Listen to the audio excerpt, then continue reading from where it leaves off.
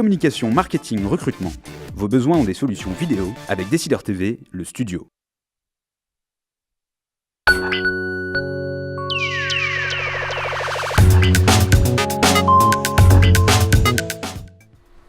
Bonjour et bienvenue à Décideur Politique, l'émission du JDD.fr et de Décideur TV.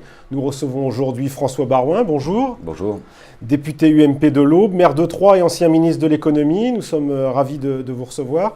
Vous vous faites rare dans les médias et votre parole est attendue sur l'UMP en plein remous. Nous parlerons aussi de François Fillon et de Nicolas Sarkozy, dont la rivalité est montée d'un cran cette semaine. Nous aborderons enfin le budget, dont la discussion à l'Assemblée nationale commence en début de semaine prochaine. Avec Caroline Vigoureux, bonjour. Nous verrons quelle est votre empreinte numérique, votre e-réputation, comme on appelle ça maintenant. Alors la première question, on va aborder d'abord l'actualité la plus chaude. François Fillon fait beaucoup parler de lui dans le journal du dimanche, à Valeurs Actuelles. A-t-il raison de partir si tôt en campagne pour 2017 ? Bon, je n'ai pas l'intention de commenter les déclarations des uns et des autres tout au long des semaines qui viennent. On a un calendrier électoral qui concerne les municipales. On est un certain nombre, dont je fais partie, à être engagé dans ce scrutin. Je fais partie de ceux qui considèrent que l'UMP ne doit pas nationaliser ce scrutin. Plus on va nationaliser, plus les coups que nous allons porter contre le gouvernement iront dans un bénéfice électoral au Front National. Donc ça va artificiellement faire monter le Front National dans des territoires locaux où il n'y a pas de raison objective de le faire monter. Donc je le dis franchement, tout ce qui va dans le sens aujourd'hui d'une anticipation d'un calendrier où au final ce sont quand même les électeurs et les adhérents et les militants qui trancheront cette question un an avant la présidentielle, ne favorise pas aujourd'hui le travail de nos candidats sur le terrain. Et François Fillon affirme déjà qu'il est en compétition avec Nicolas Sarkozy. Est-ce que vous redoutez cette rivalité qui commence déjà à s'installer à droite ? Une fois encore, bon, j'ai lu les déclarations, j'aime beaucoup François Fillon, j'apprécie le travail qu'il effectue pour essayer de réfléchir à un projet qui soit adapté au temps moderne pour la France. Il est dans sa stratégie présidentielle, je suppose qu'il sait ce qu'il fait. Et je suppose que ce qu'il faut retenir, c'est que l'histoire de la 5e est quand même jalonnée de ces couples très singuliers qui existent entre un président et un ancien Premier ministre. La relation leur appartient et je n'ai ni conseil, ni observation, ni commentaire particulier à effectuer sur les relations entre deux hommes avec lesquels j'ai pris plaisir à travailler. Et quand il dit, François Fillon, il y a, il faut que je dois me libérer, je dois, au risque de casser un peu de vaisselle, est-ce que justement il ne met pas en cause peut-être un peu l'UMP ? Est-ce que Alain Juppé, est-ce que vous êtes d'accord, partagez l'avis d'Alain Juppé qui a peur que l'UMP soit en jeu dans certains propos qui iraient trop loin, selon lui ? L'UMP n'est pas dans une bonne situation. Je veux dire, les vestiges du caractère rocambolesque de l'élection de la présidence de l'UMP est dans toutes les mémoires. Et puis la perte de l'élection présidentielle n'est jamais arrivée à la droite depuis 88. Et Nicolas Sarkozy n'a que 58 ans. Donc tout ça crée les conditions d'interrogation sur les positionnements des uns et des autres. Pour ma part, moi je suis un homme libre. Mon mentor à moi, c'était Jacques Chirac. Et je m'efforce, étape après étape, de faire vivre des convictions. Je les partage avec Juppé, je les partage avec Fillon, je les partage aussi avec Nicolas Sarkozy. Je crois comprendre que dans l'esprit de François Fillon, sa volonté essentiellement, c'est de se libérer de beaucoup de peut-être de poids ou de contingence, en tout cas d'être libre dans son dialogue singulier avec les Français. C'est à lui d'écrire son histoire, c'est à lui qu'il appartient de faire la démonstration que la stratégie, qui est une prise de risque, que cette stratégie qu'il dessine aujourd'hui... Stratégie d'émancipation quand même. C'est à l'évidence une stratégie d'émancipation, il y a une forte prise de risque, c'est à lui d'apprécier ses risques et c'est à lui, au final, de faire la démonstration que cette stratégie était la bonne. En tout cas, aujourd'hui, à quelques encablures des municipales, je pense objectivement que le mieux est de nous concentrer sur cet enjeu local avec des leaders locaux et sur des constitutions d'équipes locales. Le moins les partis s'en occupent, le moins les personnalités nationales s'en occupent, le mieux nos candidats sur le terrain s'en porteront. Vous ne faites donc pas partie de ceux qui affirment déjà que François Fillon est le mieux placé pour 2017 ? En tout cas, il est aujourd'hui le seul candidat crédible, d'expérience et de stature d'homme d'État, à légitimement aspirer à cette fonction pour 2017. Il est le seul, que je sache, ni Juppé ni Sarkozy, qui sont les deux autres, de mon point de vue, à être en situation d'être des candidats pour porter nos couleurs en 2017, ne sont aujourd'hui exprimés sur cette problématique. Oui, mais là, après, là, c'est plus de la politique, on n'est plus dans le débat, On peut aller au café et faire du café du commerce et faire des propos très aimables, mais on sort d'un schéma médiatique. Est-ce que la semaine prochaine, Jean-François Copé, le président de l'UMP, organise ce qu'il appelle une séance d'évaluation de l'action de l'ancien président et de son Premier ministre François Fillon pendant le quinquennat précédent? Est-ce que vous participerez à cette journée d'évaluation qui a lieu le 17 octobre? En aucune façon, je trouve que c'est une drôle d'idée, une curieuse manière de procéder. Là aussi, à quelques encablures des municipales, que va-t-il se passer au cours de cette journée? Soit un silence tacite et pudique sur ce que nous n'avons pas fait pour éviter de donner des prises à nos adversaires politiques, soit une expression mal maîtrisée qui de toute façon servira Hollande, qui donnera une victoire posthume à sa campagne qui expliquait que la crise n'était que liée à Sarkozy. Moi, je suis contre le droit d'inventaire, c'est à l'histoire de juger, et je me bats plutôt dans mes interventions pour valoriser ce que nous avons essayé de faire. Je suis fier d'avoir appartenu au gouvernement de Nicolas Sarkozy. Je ne suis pas un sarkozyste historique, comme vous le savez, mais dans la mission qui a été la nôtre, je pense qu'on a essayé d'aller le plus loin possible pour servir les Français et préserver l'euro. Donc je crois plutôt concentrons notre temps pour valoriser ce qui a été fait. Alors selon un récent sondage, 53% des adhérents de l'UMP se disent favorables à des alliances avec le Front National au municipal. Comment vous comptez répondre à la pression qui vient de la base du parti? Ils seront exclus. Ils seront exclus. Mais les militants, eux, ne sont pas contre, en tout cas, ces alliances. Je suis un militant moi-même. Un parti politique, c'est 0,5% du corps électoral. C'est vrai pour l'UMP comme c'est vrai pour le PS. Et par définition, ce sont des noyaux qui sont plus durs puisqu'ils sont plus engagés. Si on pense qu'on va faire une majorité comme cela dans le pays, reconquérir le cœur des Français, on se trompe. Et ceux qui veulent s'aventurer sur des terrains qui sont à l'opposé de nous, le Front National, c'est l'extrême droite. Et quand j'entends Mme Le Pen nous dire que le Front National, c'est pas l'extrême droite, j'ai envie de lui dire, mais chiche, faites un procès aux journalistes, faites un procès aux historiens, faites un procès à vos adversaires politiques.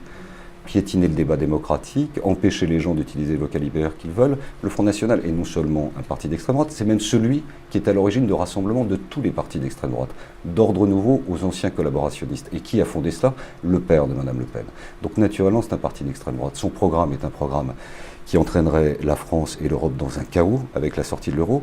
Et en plus, sur les adversaires historiques des gaullistes, je suis un gaulliste. Voilà. Le Pen n'a eu de cesse de vouloir taper Chirac. Madame Le Pen s'est abstenue. Madame Le Pen est responsable de l'élection de M. Hollande pour partie par son abstention.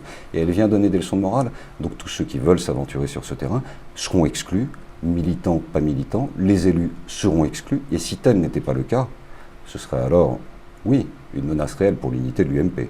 Seule une ligne intransigeante, intraitable, sans faiblesse et sans faille à l'égard de ce parti d'extrême droite peut restaurer un barrage dont l'étanchéité a fait ses preuves, puisque c'est l'étanchéité du barrage sous l'autorité de Jacques Chirac qui a permis l'éclatement du Front National. C'est cela que nous devons reconstruire aujourd'hui. À Brignoles, dimanche, une partie de la gauche appelle à voter pour le candidat UMP qui se retrouve en duel face au candidat Front National. Certains, dans l'opposition, disent ça va être un poids pour nous. Qu'est-ce que vous en pensez? Est-ce que vous pensez que la gauche a raison d'appeler à voter pour le candidat UMP ou c'est un handicap?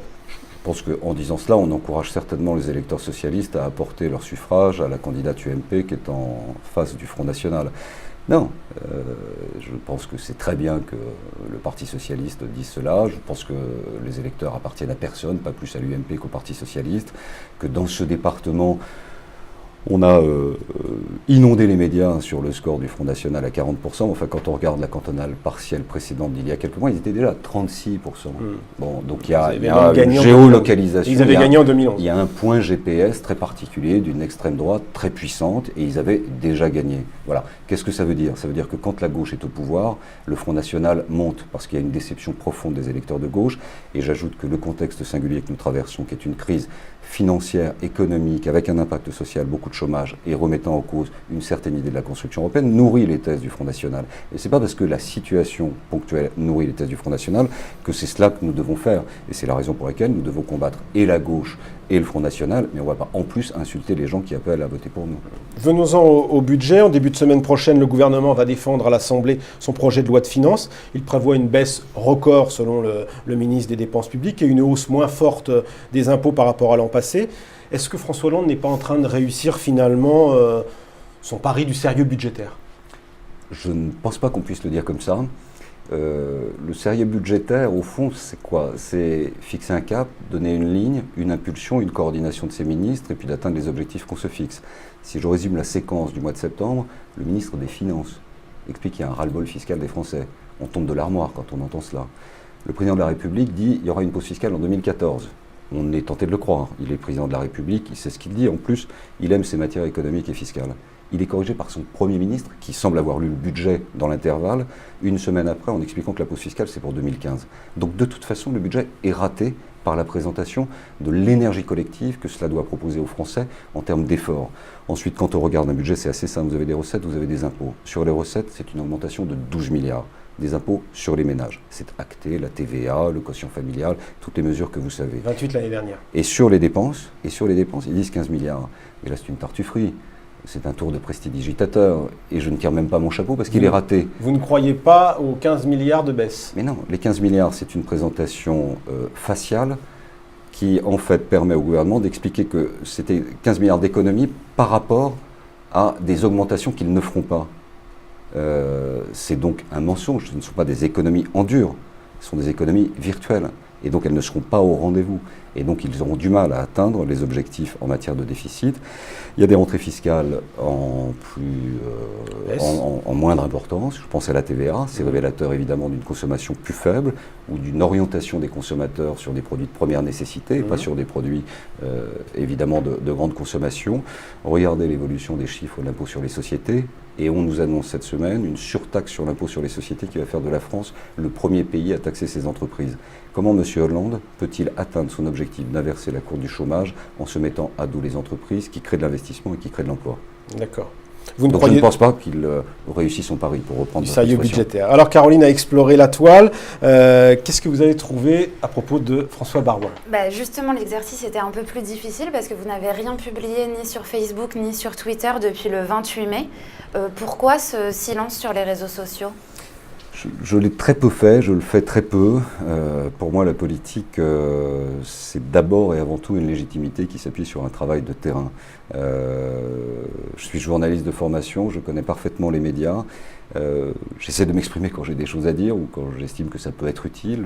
J'ai fait un livre, j'ai fait quelques émissions, j'ai été relativement silencieux sur les questions budgétaires, parce que je suis un Chiracien, et que la première année d'une perte de pouvoir, il y a une forme de deuil et de respect à l'égard du suffrage universel. Une nouvelle équipe était en place, il fallait aussi qu'elle fasse ses preuves. Aujourd'hui, on remonte au créneau, mais je ne suis pas tellement sur Twitter, je ne suis pas sur l'expression de l'instant, je préfère avoir du temps par rapport à une information et du recul pour ensuite nourrir ma réflexion. Après, elle est bonne, elle n'est pas bonne, j'en sais rien, mais je n'aime pas réagir sur l'instant. Et justement, vous avez cette image d'homme discret, réservé. Vous vous reconnaissez dans cette description, vous l'assumez? Bon, je fais quand même un métier public, hein, donc je ne me cache pas derrière mon petit bois. Pour un personnage public, vous êtes relativement réservé. Je considère que les médias, c'est un outil au service d'une politique, ce n'est pas une valorisation pour faire basculer la politique dans le showbiz. Je n'appartiens pas au showbiz, je n'en ai pas le talent, je n'en ai pas la créativité, je n'ai pas les qualités d'un artiste. Vous mettiez des paillettes, beaucoup de politiques, parfois on leur reproche d'être un peu dans le show, dans les paillettes. Je trouve ça insupportable pour vous dire les choses, je trouve que ça tire vers le bas la politique. Je trouve qu'on ne doit parler que quand on est légitime. Quand on est battu, je trouve difficile de revenir tout de suite au créneau médiatique. Et quand on n'a jamais été élu, je trouve difficile de parler au nom d'un peuple qu'on n'a jamais rencontré. Alors sur Twitter, un internaute a écrit « À droite, Baroin doit prendre la relève ». Mais vous, contrairement à beaucoup d'autres personnes, vous n'affichez pas, en tout cas publiquement, d'ambition présidentielle. Est-ce que c'est par tactique ou est-ce que c'est simplement parce que vous n'en avez pas envie ? Non, je pense qu'il y a un temps. D'abord, moi, je ne suis pas pressé. Ça fait 20 ans que je fais de la politique. Je sais pourquoi je me suis engagé en politique. Je sais pourquoi je suis maire de Troyes. C'est mon département.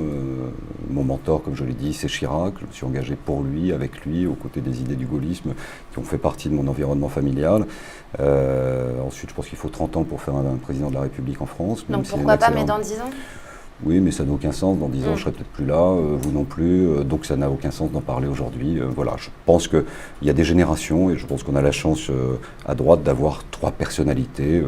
Sarkozy, Fillon, Juppé, ce n'est pas un ordre de préférence, c'est un ordre de révérence, puisque l'un a été président de la République, les autres ont été Premier ministre, sont les 3 seuls à pouvoir éventuellement franchir le cap du premier tour et rivaliser, je l'espère, avec la gauche dans un dialogue naturel entre les 2 tours en 2017. Merci François Baroin d'être venu. À la semaine prochaine pour un nouveau numéro de Sans moi, mais Décideurs avec quelqu'un politiques. d'autre. Avec quelqu'un d'autre. À bientôt. Merci, au revoir.